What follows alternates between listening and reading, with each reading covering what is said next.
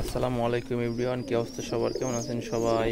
আপনারা কিসে পানি ব্যবহার করেন জানি না, আমি এই পাত্রে পানি ব্যবহার করি। এই দেখেন, এই পাত্রে 8 লিটার পানি ধরে।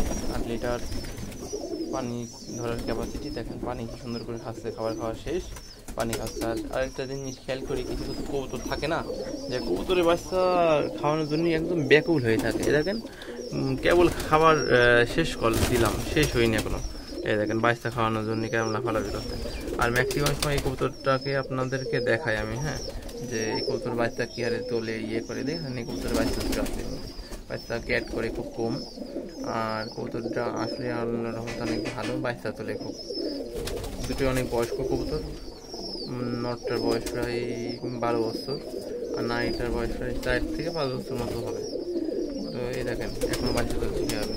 তো সঠিকভাবে কবুতরের যত্ন নেবেন, অনেক দিন পর্যন্ত বাচ্চা তুলবে। সবাই ভালো থাকবেন, সুস্থ থাকবেন, আল্লাহ হাফেজ।